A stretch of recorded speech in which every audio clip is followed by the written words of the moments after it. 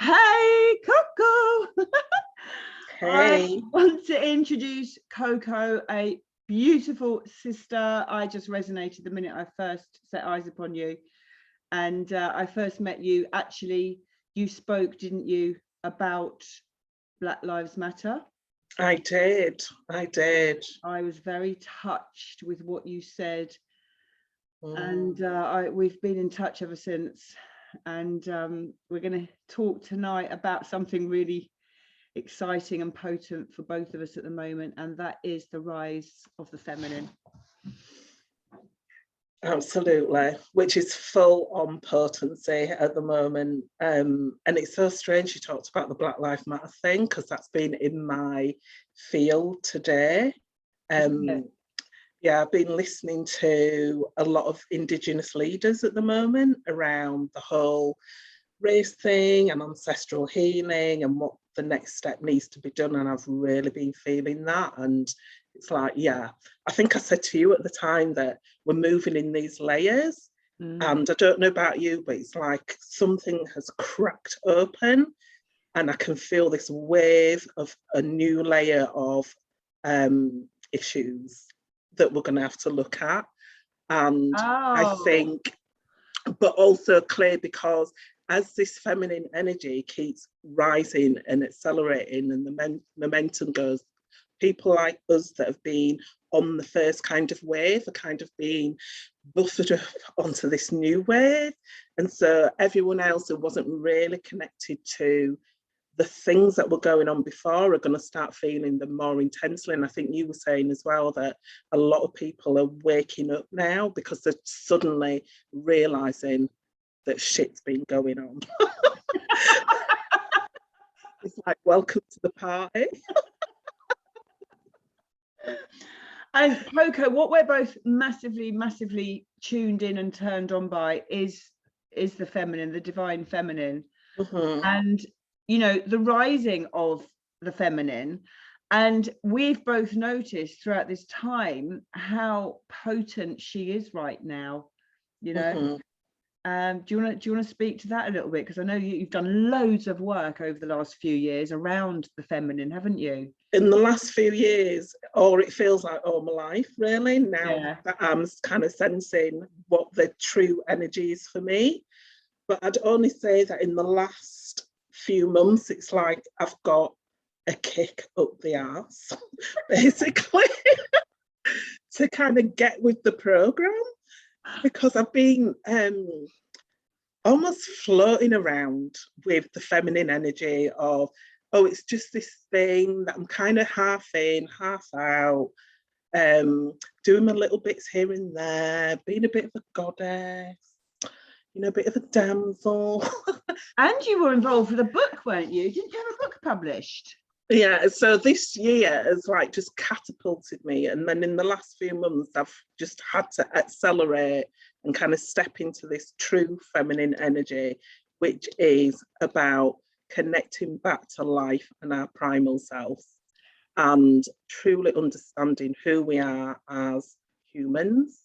And that is, we are multidimensional, we have got healing potential, we can create miracles, we can switch timelines, heal within an instant, and we are here to navigate this time using the divine feminine energies to build new earth. And as I said, I was kind of floating around in it, and then yeah, I've written about briefly about the fact that through a series of synchronicities, I got told that I had lumps in my breast. And it was like, in that moment, I had to go, right, I'm in service to life. And so I have to get with the program, which means if I'm spouting all this stuff about the divine feminine and that we're, you know, got all this healing potential, then I have to walk my talk. And it was like, in that moment, it was like the divine essence just dropped in my body. And I was connected into Mother Gaia and the cosmos. And it was like, I got directed to go, I think I told you, to go lay in the mud naked and like just lay myself on the earth and surrender to her. Did you, because were you clothed when you lay in the mud? No, I was naked. You were naked and you went to lay in the mud in England in the autumn, right? Exactly, because this is what we did as wild women. This is what we did. This is what we did. And I think I heard you say today on the line that it would be seen as crazy, but I can tell you it was the most natural sensation that I've ever had in my life. Yeah. It was like being plugged back into the timeline of when women walked the earth as witches and as medicine women. And this is what we did. We communed with earth. We made love to earth. She was us and we are her. Yeah. And when I plugged in, it was like just life just went through me. And I knew in that instant the lumps had begun, because when we tap into earth as a body, our bodies resonate in alignment. And it seems so far away, but it's so simple. And this is why we've had a history of women being killed for their potency and being connected to the land, because the patriarchy knew the power of when women plug into the earth and claim themselves as witches. Yeah. And I say it loud and proud, because that's who I am. Yeah. It's who I am. And I can tell you now, oh my God, I think I said to you at the beginning of the talk, as soon as I plug into it, it's like, I'll start talking about it, my whole body's like buzzing. Yeah. Now my pelvis is like a cauldron of heat. It's like, whoa, whoa, whoa.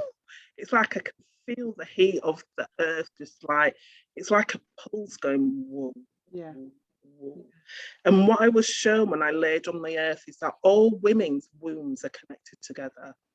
And we know that on a subtle level, because when we're around other women for a long period of time, we sink. Yeah. Our menstruation sinks. Yeah. So when we go a level deeper, all women's wombs are connected to the womb of the earth. So Coco, let's just get clear. So for those, because I know when I put a post on Facebook the other day, a few people were a little bit like nervous about what I shared, because for people, for anybody who's kind of not connected into that energy, they don't really get it. And so I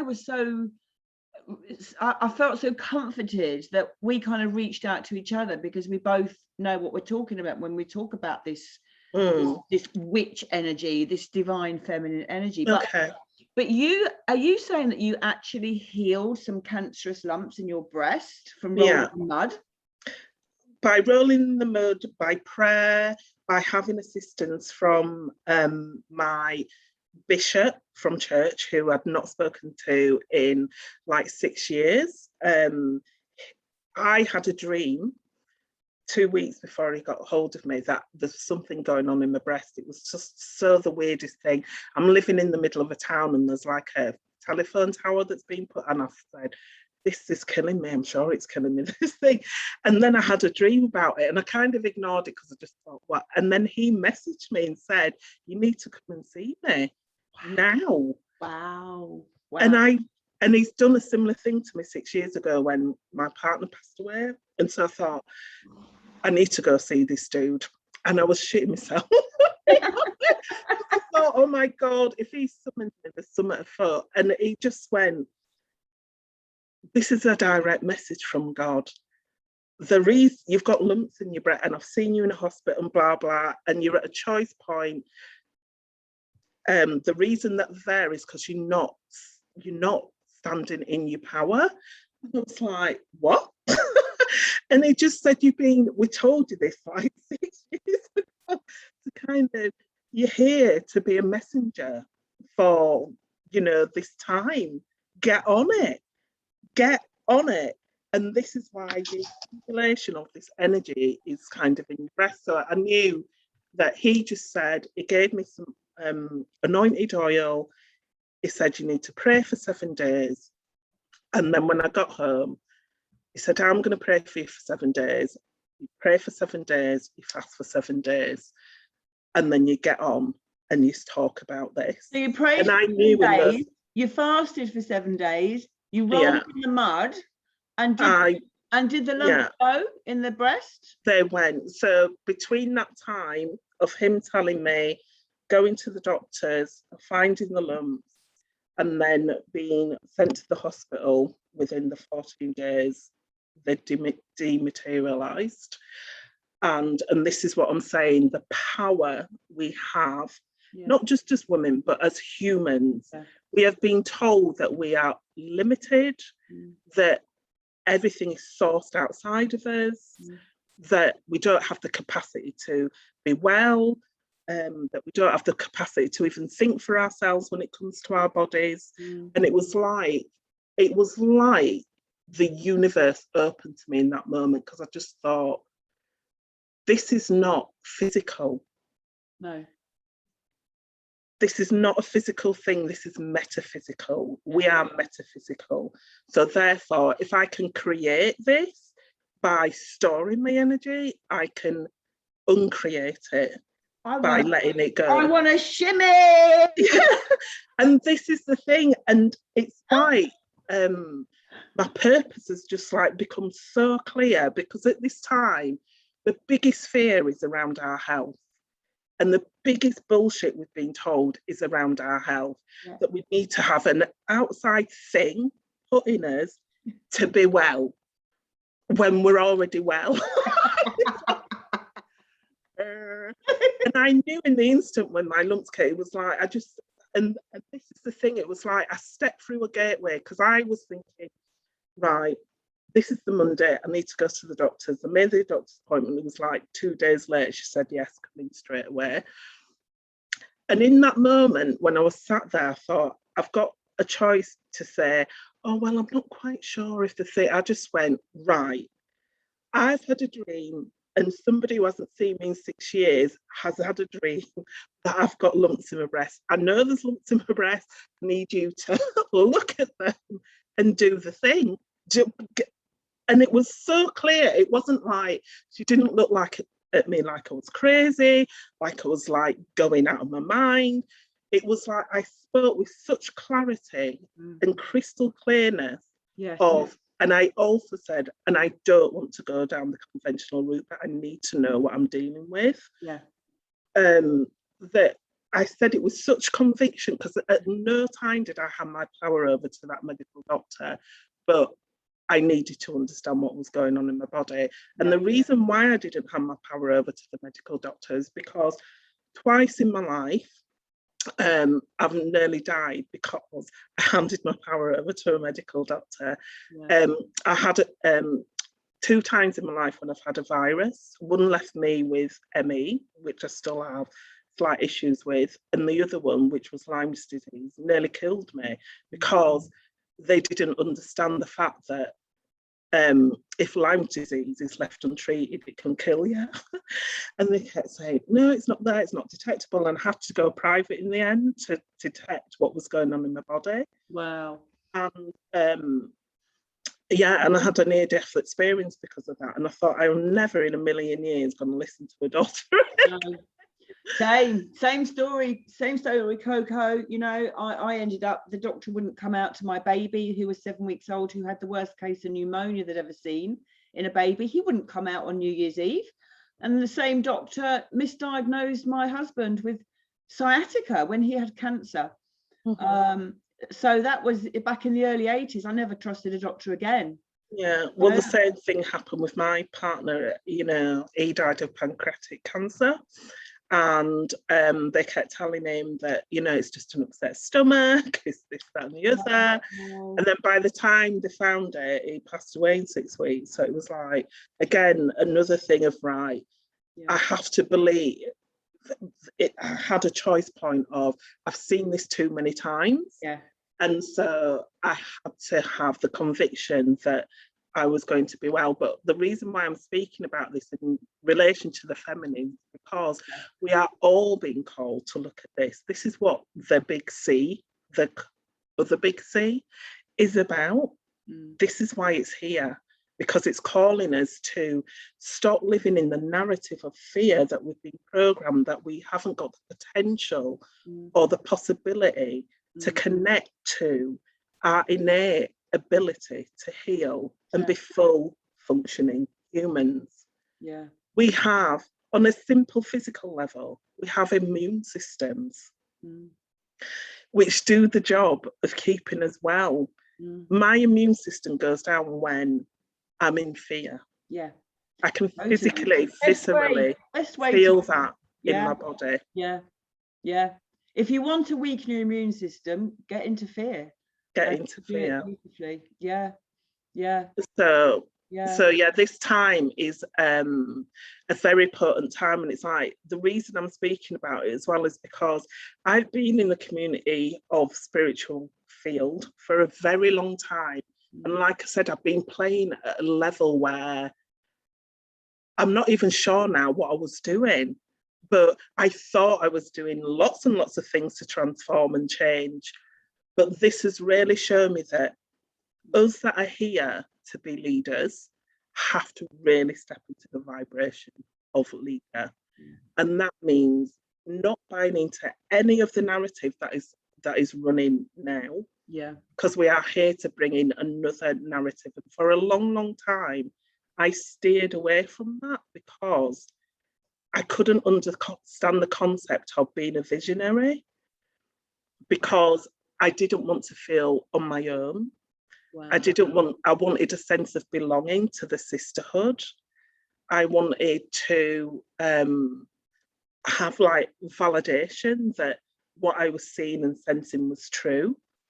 I didn't want to be called weird. I didn't want to be called a witch. I didn't want to be looked at and laughed at. I didn't, all these things. I didn't want to be judged in any way. And it was like, now it's like, I don't give a rat's patootie what anyone thinks about me. Because it's like, I've just had to sit with God for 7 days and have him tell me, or this energy tell me, this divine feminine energy tell me that I'm messing about and I need to get with the program, or else I'm gonna physically die. It's like I had to be in alignment with the truth of why I came here. And it was so clear that this narrative that we've been spoken to before about being powerful women, it's true, but it's a little bit skewy. Yeah. Because like you said, there's like, once we step out of that, we can see that the energy that we've been kept in as women, it kind of makes us then look like we're a threat. Yeah. Yeah. And you've had a taste of that, and I've had a taste of that, because it frightens.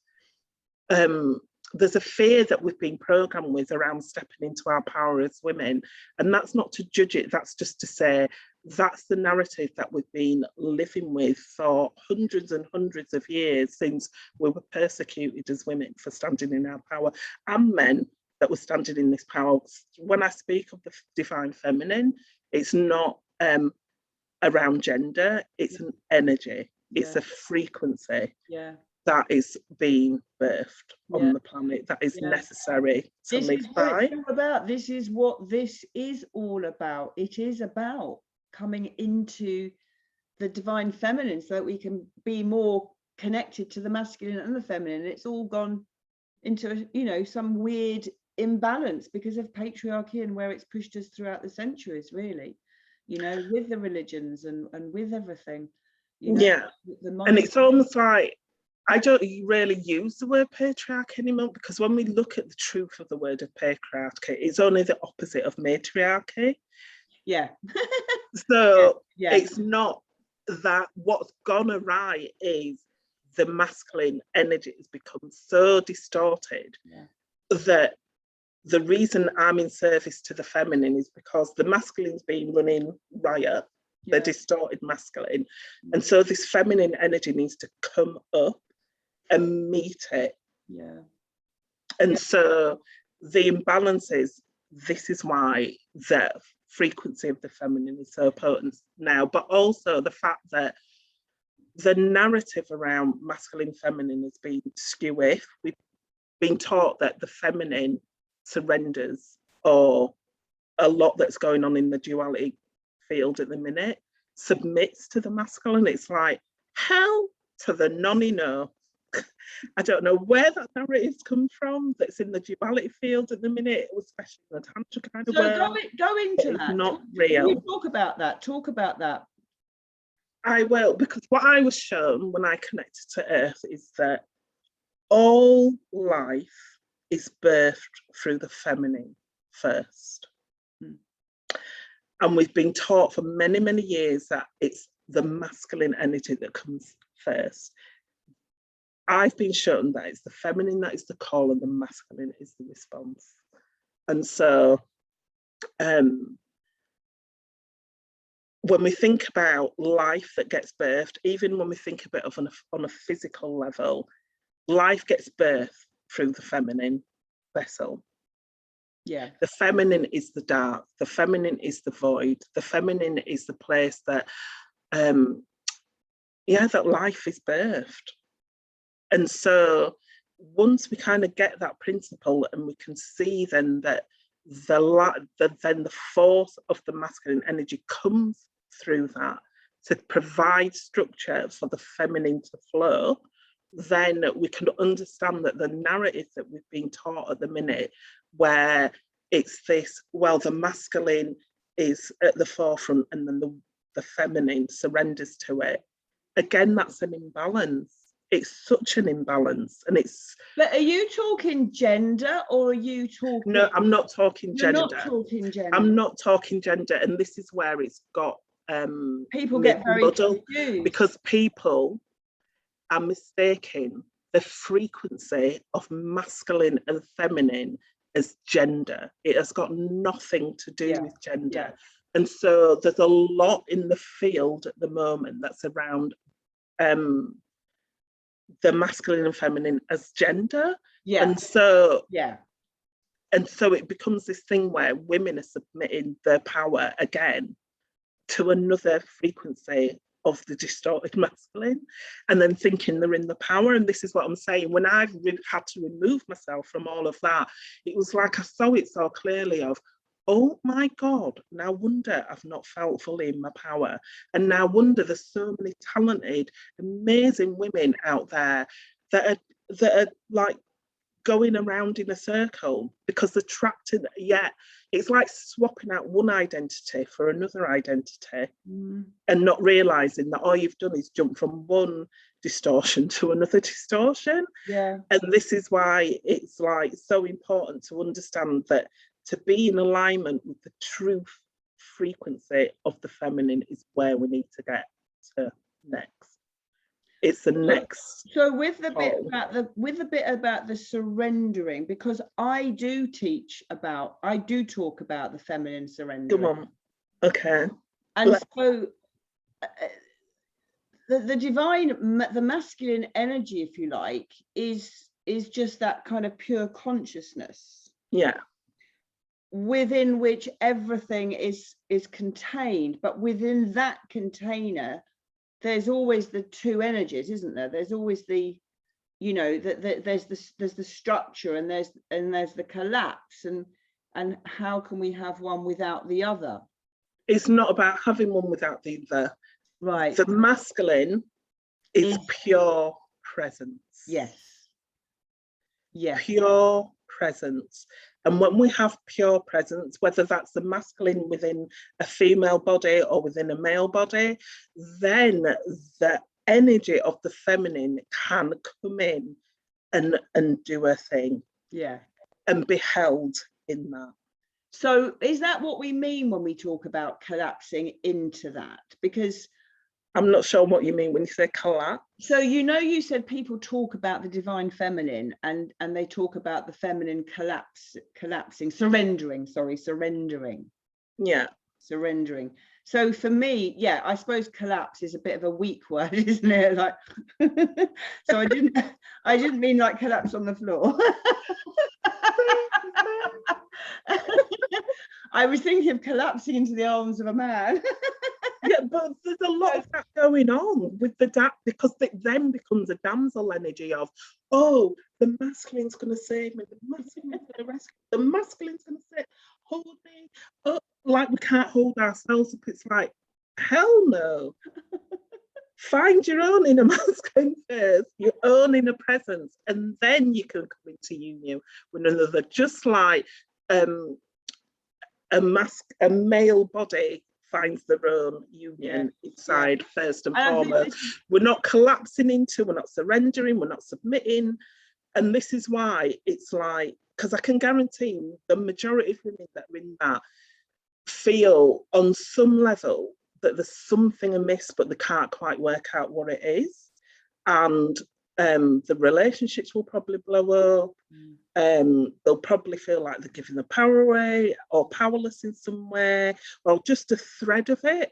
And they'll be going, well, I know I want to kind of let go, but I'm not sure what's going on, because when I do, I don't feel hell. I don't feel quite safe. And it's because of that, because we've got it just slightly skew in that we're thinking that because this masculine presence is there, that we kind of, like you said, fall into it or collapse into it. There's no collapsing at all, because all we're doing, all that is, it's like saying the banks of a river are the presence of the masculine, and then the flow of the water, which can be soft, gentle, fierce, a raging river, a trickling stream. That is the real momentum of the river. We don't go and sit at the riverbank and go, oh my God, look at the banks of the river. God, we go, look at the force of that water, blah, blah, blah. That's the feminine. The masculine is there as a support structure, not as the leader, which is the narrative. And I love giving that. And it's almost like, if you look at the leaders now that, or the people that say that they're the leaders out in the wider world, you can see that they're so devoid of any feminine, because there's no heart. So when the masculine leads in that way, it just becomes like a power play. It doesn't become a balanced thing, which is why we always have to lead from the feminine. We always have to lead from the heart first. And then the masculine structure comes in to hold and move it in the direction that we want to go. And we've got it mixed up. And this is why it's gone so out of balance. And that's a whole nother story. Really, it is, and this is why it's taken me so long, because it's like I've been sensing these things for a while and I haven't spoken about them, because the whole narrative in the spiritual is the opposite. So what's the narrative in the spiritual world? in what you've just said, is that, you know, the feminine kind of falls into and collapses into or surrenders into. And it's like, well, you know what? It's not quite right. I mean, the thing is, you've got to have the polarization. You can't have one without the other. It's like when okay, let me give you an example. See if this works. When I teach Pilates, and I'm talking constantly about lengthening as far apart as possible. You don't need to go into the center and pull the stomach in. The stomach gets pulled in. Surely, what am I just saying here? If we're all managing to connect to our own inner masculine and feminine, there's going to be no collapse, or either collapse is the wrong word. Surrender. I like the word surrender. The word surrender. And, you know, within the male gender or the female gender, either one can be doing either. But I think ultimately, a woman wants a man to lead. You know, a woman wants a man to lead. Do you not feel that? Hell to the no. No, you don't. That's really interesting. No. That's really interesting. No. This is so interesting. Because in times of old, the women sat in council because we were able to commune with the cosmos and bring down the energy to the village and take it to the leader of the village, who wouldn't do anything without our counsel, because he knew that it came through our hearts, through our wombs, that are connected to the divine. And so was that leader a man? Sorry? So the leader was a man? Not necessarily man, it could be a woman or whatever, but there was always a council. Oh, I love being challenged like this. There was Because always a council of women, and it's like, I don't. you've slightly gone off. This You're is basically fascinating. asking me to surrender my power over for a man to lead. No, but it's not surrendering the power, is it?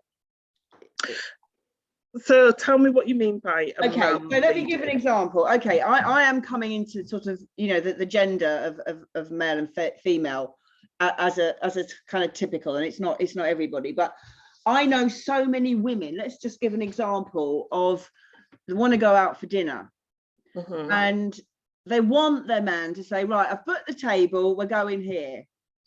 Right, okay. But And there's a so many men that will say, oh, you choose, darling. You, and like the woman feels like, I want you to be a fucking man, and I want you to lead. I want you to say, you know, I want you to throw me on the bed. Right, and I've said that to someone. However, there's a step before that. I'm all ears.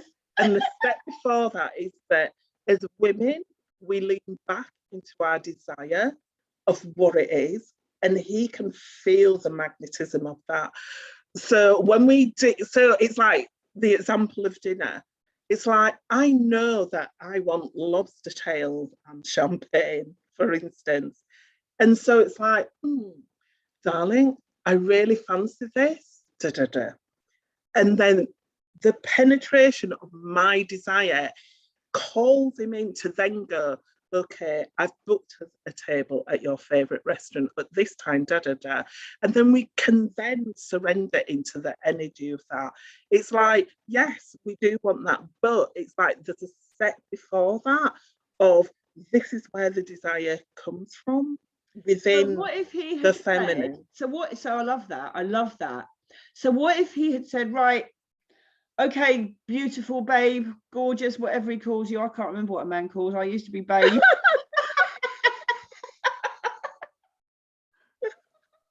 Darling. I call everyone darling, so I could never call my next partner darling, because I call everyone darling.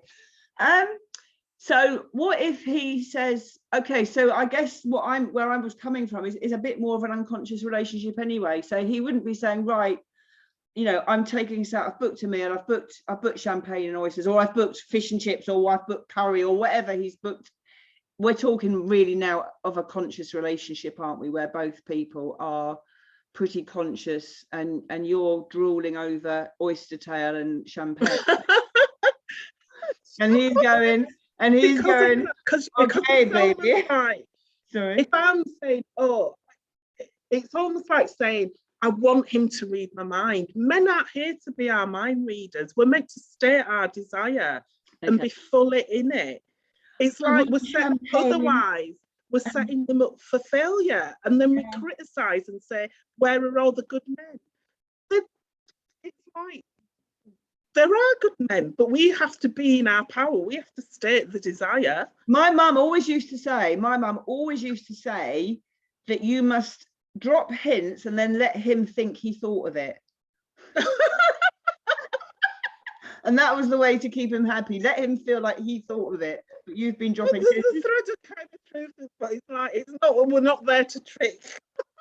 To trick him in that sense, because again, that's slightly saying that I can't have my true desire. Yeah, it's like, we can have our truth. We can have it all. We can say what we want and expect it to come. Yeah. Without feeling that we're too much. And this is the same narrative that I'm talking about, whether it's about our power, whether it's about being in alignment with a partner, whether it's about being in alignment with our purpose. There's some little thing that's going on in the collective now around just having the feminine energy just skew it a little bit. So it's like, oh, we'll ask, but we have to manipulate a bit. Your sound keeps very slightly. This is the first time I'm recording on my new laptop, so I haven't got my mic or anything. So I really hope the sound is going to be good. So is it going off? I didn't put my mic in either. Never mind. You naughty girl. I'm a naughty. But yeah, there's something quite.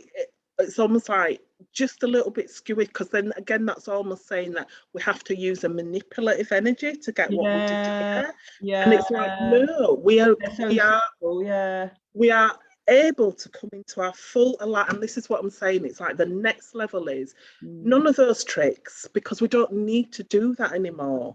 As women, we're here to stand. I need to learn all this stuff, you know. It's been so it's like we need to stand fully in our power. And it's like yeah, I've been working on this, but I've never really understood it until I had to stand firmly erect in alignment with my full power of the feminine and command wellness in that moment, and know that I would be in alignment with my own. And this was the breast lumps we were talking This about was earlier. the breast lumps. And this Because, is like really I said, recent. This is really it's very recent. Yeah. It was at the beginning of my birthday. That was like best birthday.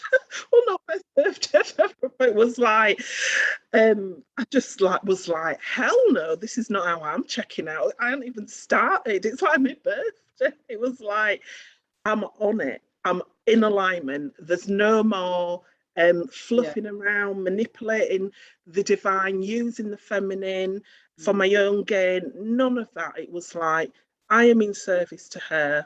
And therefore, I have to fully believe that this energy is divine and pure and can cure everything. Yeah, I love that. Because this is what it's here to do. And it was like, I had to, I'm writing a third piece about the lumps, because dematerializing it was very, very easy, because it's just matter. Yeah. It's a matter's energy. Yeah. However, the strands of belief that created it in the first place are the things that I've been unraveling slowly over the thing, because like you, I had to drop all the female conditioning that I'd been told about being a woman in a power, being a woman too much, surrendering. Too emotional, too much. All that was stored in my breast, because just as we've been told as women that our pussies basically are just a physical thing, when they're not, the energetic portals. So are our breasts. Yeah.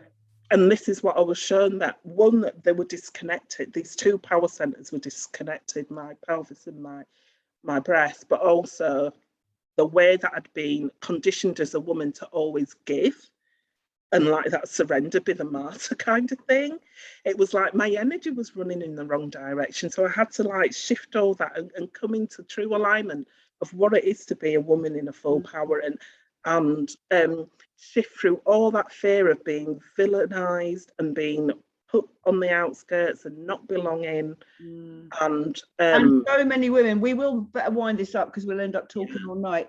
But you know, so many women, and you and I both know that. We've both worked with so many women are just disconnected from their sacred sexual feminine energy, you know, their Shakti, their Kundalini, you know, their creative life force energy is just, they're just not embodied, and they're not activating from or living from that place.